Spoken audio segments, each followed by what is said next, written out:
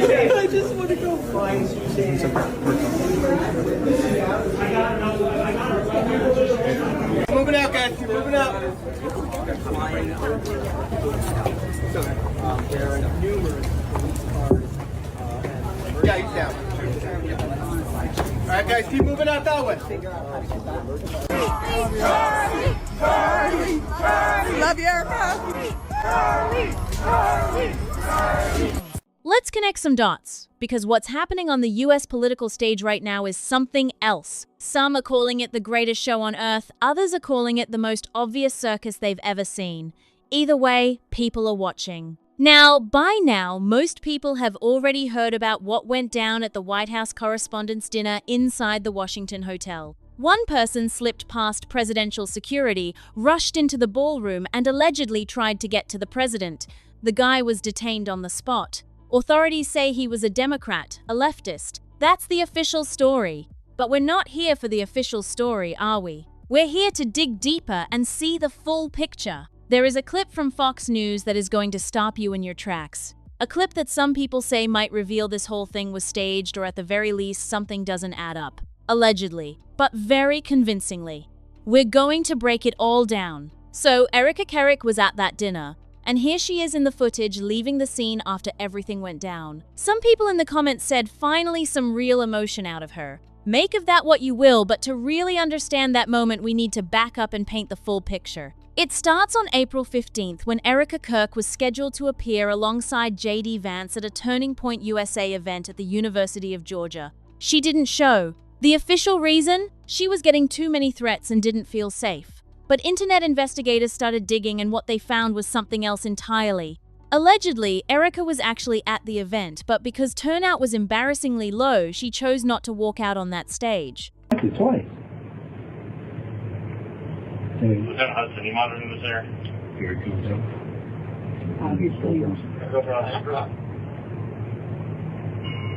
No one understands this better than President Trump. No one.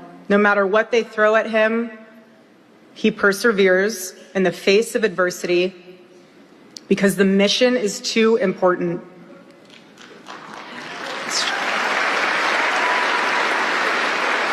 Because this country is worth fighting for, and he is not alone in this fight. And we are blessed to be Americans, and we are going to fight like it. And ladies and gentlemen, there is no one else I'd rather have on our side than President Donald J. Trump. God bless you guys.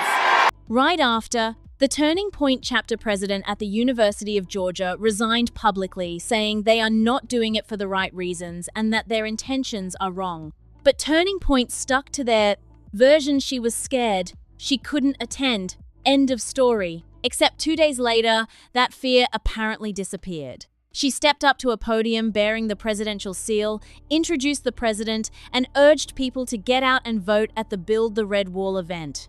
Just like that. Here's a little clip of it. After what became known as the Barron's episode, where people started noticing her speaking style, the constant questions, the uptalk, once you hear it, you genuinely cannot unhear it. Very hard to listen to. And she clearly wasn't scared the night of the correspondents' dinner. Here she is posing beforehand, beautiful makeup, looking completely relaxed. Then there's a photo of her walking in with Andrew Kovac. I want to just quickly tell you, I was sitting next to Caroline Levitt, the press secretary's husband. He was one of our guests. He was seated right next to me. And, right as the dinner was starting, the national anthem happened. And then he kind of leaned over and said, I watched you on TV. You do a great job. You need to be very safe. And he was just very serious when he said that to me. And he kind of looked around the room and he said, there are some...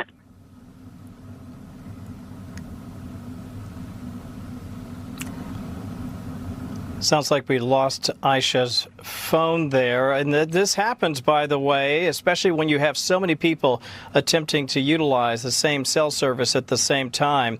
I did want to add this. While we had a moment, I was just reading. Already at the venue, and here she is at her table having a conversation, chilling, enjoying herself. It kind of looks like she spotted the camera and had to quickly switch on the smile like, oh, camera. Maybe that's a stretch, but watch it yourself. So then sounds similar to firecrackers are heard. Someone rushes in. Evacuation starts immediately. J.D. Vance's panic is visible on the scene. That's how witnesses described it. Erika allegedly hid under the table and was consoled by Kash Patel. At least that's what one witness claimed. She was then escorted out in tears. Watch that video again carefully. Personally, it doesn't look like genuine emotion, and that's not a definitive statement, just an observation. What stands out is that she waited until she was directly in front of the camera before saying, "I just want to go home." She didn't just walk past it. She didn't keep her eyes forward and get to the car. No, she made sure to be right in front of the microphone before delivering that line. Could she have been genuinely shaken? Absolutely. But the timing of how she shows it always raises questions. It gives the exact same energy as that moment she hung out of her car window, making sure the press got a clean shot of how upset she was about Charlie. Same performance, same camera awareness. Here's that video, same energy, completely. After being escorted out, she was spotted standing outside, possibly waiting for a car. Just standing there. Right. But you could imagine, the trauma that some of the people who were here tonight experienced. As I mentioned a moment ago, Erika Kirk was one. Inside, they started up. All of a sudden, it just started getting noisy. Tables getting flipped over, guys running in with guns, and they were screaming, "Get down!" I didn't get down. It was fucking awesome. I literally took every minute of it in, and it was a pretty crazy, unique experience. So you were on the aisle? What exactly? We were sitting right in front of the table. Okay. Right in front of where the president was. Yes. And what exactly happened? So someone got tackled or like what? Nobody got tackled, but guys came in looking for shooters. And they came toward our table. I thought the shooter was over by us or something. Now, why bring all of this up? Because of everything that's been unfolding since September 10th, 2025, and because of that Fox News clip mentioned at the start, listen to this exchange and tell us it's normal. She starts a sentence, "There are some," and then it cuts. Where is Aisha? Can someone reconnect with her so we can hear the end of that sentence? And what about speaking to Caroline Levi's husband too late now? Aisha was almost certainly already briefed on the official narrative and exactly how to handle that moment. They'll spin it as there are some leftist protesters outside guaranteed, but that's precisely why the whole thing looks so off. The first read on this was that everyone was rushing to protect Erika's image, giving the public a told you so moment. And apparently that thought wasn't unique. Tyler Boyer posted, "Some people last week were questioning reports of serious nature on the way to a TPUSA event. I hope now people understand the security hazards outside or even near SS parameters. You should never listen to people who mock the idea that people want us all dead." Someone allegedly targets the sitting president and the conversation immediately becomes all about Erika. Look at the comments under that post. People called it before it even happened. One of our guests here at one of our Fox tables, and she was taken up by her security, just literally right in front of me, and the look on her face, I mean, clearly, she must have been going back to that moment in Utah, and then remember the event that she was supposed to have with J.D. Vance in Ohio that she canceled because of security threats. So when you consider the number of dignitaries that were here, from the President of the United States to the Vice President to the Speaker of the House to literally every cabinet member. I think they probably kept one cabinet member back. The designated survivor policy that they have when there are addresses to a joint meeting of Congress. One commenter said it straight, "I knew you were going to post this the moment the news dropped that they were at the correspondents' dinner. So predictable. You are so predictable at this point that I am starting to believe you are mentally challenged. People were calling this post way before you posted it.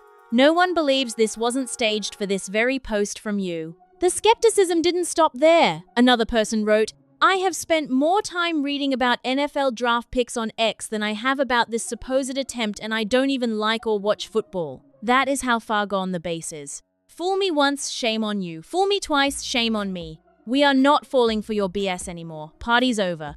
Then there's this pattern that started showing up everywhere, and it's hard to ignore. First, Andrew Covitt posts, "This is why the White House needs a ballroom." Then Tom Fitton, "Tonight is one more reason for the new White House ballroom." Then Jack Passo, then Lips of TikTok, then Wall Street accounts, all saying the exact same thing: we need the White House ballroom one after another, like clockwork. Totally organic, right? Completely natural that all these accounts had the exact same thought at the exact same moment. Nothing coordinated to see here. Stop asking questions. Charlie Lee jumped in too. So did Rich's M, pointing out that somehow a major security checkpoint failed to catch someone walking into a venue protecting the highest office in the land. Ken Frolick called it plainly. This must be an appeal to donors. Who's in the room? Secretary Pete Hegseth is in that room. You've got Scott Bessent in that room. You have Tulsi Gabbard in that room. No idea. He needs to finish his chicken, guys. In that room, naturally the President of the United States. And as John mentioned, the White House Correspondents' Dinner is where we are. Did they put on a show for them? Because that's exactly what it looked like, a show. A cheap one at that. Since the alleged coordination is this easy to spot, it would almost be funny if the consequences of all this weren't so serious for everyone watching. Look at the moment the suspect rushes into the venue and the security reaction is, to put it kindly, relaxed. Someone in the comments said, "I cannot get into a concert without going through a metal detector." How did someone get into that building? Nobody is buying the official story here, or at least very few people are. And those few who do believe it are being used to push the narrative forward with Erika front and center as the emotional anchor of the whole story. Every report keeps circling back to her. The trauma from the Utah event, the trauma from the Georgia event with JD Vance, where, by the way, nothing actually happened. It keeps stacking up. To be absolutely clear, what happened to Charlie at UVU is not being mocked here, not minimized, not made light of in any way. On the contrary, it's being taken so seriously that every angle is being examined, every person involved is being looked at closely, and that absolutely includes Erika. And in the video from that night, a journalist on the scene described it simply, everyone was so traumatized. Original word count to 370 words. Then came Elizabeth Lane's response, and she did not hold back. She wrote, "These clowns are traumatized, but children in conflict zones are not. No one was hurt. No one lost their life. Some never even heard anything, they just saw security and followed an evacuation. And now they're apparently traumatized." Did you hear that? The same people and journalists who support what's happening in Gaza, what happened to schoolgirls in Iran, and what's taking out half of young men in Ukraine are traumatized. These clowns really think we care for their feelings. Had to clean that up, but the message came through crystal clear. And here's the thing, this response wasn't just one angry comment floating in the void. It reflected what millions of people were already thinking, but didn't have the platform to say out loud. While the mainstream conversation was dominated by gasps and pearl clutching about what went down at that dinner, a completely different conversation was happening in the streets, on social media, in group chats, and it was anything but sympathetic. The level of so-called trauma must have been absolutely catastrophic, because here's Dana White's reaction on camera, clearly devastated beyond belief. And then there's this other guy in the background who genuinely did not notice a single thing happened. He just kept eating. Full plate, full focus, completely unbothered. That right there might be the most honest reaction of the entire night. Because let's be real, if something genuinely terrifying had gone down in that room, you would know it. Panic has a look. Fear has a look. And what's on that footage? People finishing their drinks, adjusting their hair, checking their phones. Here's more footage of the deeply traumatized crowd helping themselves to wine, taking selfies, chatting like it's a networking event. Shaken up, absolutely shaken up allegedly. And perhaps the most visibly affected person of the entire evening, Kash Patel himself, who, when you actually watch the footage, looked more puzzled than panicked. Not the face of someone who just lived through a genuine security crisis, more like the face of someone who missed the memo on how serious they were all supposed to look. A speech was delivered after the whole incident, and by all accounts, it landed well with the crowd. Not putting any spin on that, just calling what's visible on the footage. And what's visible is a room that recovered remarkably fast for a group of people who were supposedly just put through a traumatic experience. The energy shifted back to normal almost instantly, and that detail alone should make anyone raise an eyebrow. Think about real moments of genuine fear concerts, public emergencies, actual close calls. People don't just snap back in minutes. They're shaking, they're calling loved ones, they're sitting quietly trying to process what just happened. That is what real shock looks like. What was captured on camera that night looked nothing like that, and that disconnect is exactly what's fueling every theory circulating right now. Now here's where it gets even more interesting, and this is a detail that the mainstream coverage almost completely ignored. A photo of the suspect started circulating online, and while full verification is still pending, what people immediately noticed was the lettering on his shirt. Clear as day, the letters I, D, and F, visible right there on the fabric. Is it a coincidence? Maybe. But in the current climate, where nothing is taken at face value anymore, a detail like that doesn't just slide by unnoticed. The internet locked onto it immediately, and the theories started stacking up fast. Zach Costello put one of the most talked about takes into words with this post. A ceasefire with Iran gets extended, someone is not happy about being left out of negotiations, and then another incident happens, almost like a reminder of who holds leverage. Or is this just another lone wolf with no footprint, no network, no trail? He then added, could have been anything and anyone. And that open-ended conclusion is exactly what makes this so difficult to dismiss. Because here's the pattern that keeps repeating, and once you see it, you genuinely cannot unsee it. A politically convenient moment happens. The media cycle shifts. Certain narratives get pushed to the front. Certain questions never get answered. Certain people end up with more sympathy, more donations, more visibility right when they needed it most. And the people who dare to ask questions out loud get labeled as conspiracy theorists before the dust even settles. But the public isn't buying it the way they used to. The comment sections, the posts, the replies, they tell a completely different story from the one being presented on the evening news. People are exhausted by the performance of it all. They've seen the playbook run too many times to sit quietly and nod along. And that collective skepticism, that's not dangerous, that's democracy working exactly the way it's supposed to. What's fascinating is how quickly the conversation pivoted away from the actual incident and turned into a full production around the people present. Every interview, every post, every breaking update somehow looped back to the same faces, the same names, the same emotional beats, almost like someone had a script ready and was just waiting for the cue to hit play. Real events don't usually come packaged this neatly. And while all of this theater was unfolding on the national stage, real things were happening in the world that barely made a blip. Real people dealing with real consequences that don't come with a camera crew or a carefully timed statement. That contrast between what gets amplified and what gets buried says everything about who controls the volume on the current narrative. So where does that leave us? With more questions than answers, which, honestly, is right where we started. Was this a genuine security failure that exposed serious gaps in how these events are managed? Was it something more calculated, designed to shift the conversation at a very specific moment? Or was it exactly what the official version says, it was a lone individual acting alone with no larger agenda? The truth is, based on everything laid out here, something about the full story still doesn't sit right. Too many details feel off. Too many reactions don't match the gravity of what allegedly happened. Too many accounts seem to be pushing in the exact same direction at the exact same time, and that kind of coordination doesn't usually happen by accident.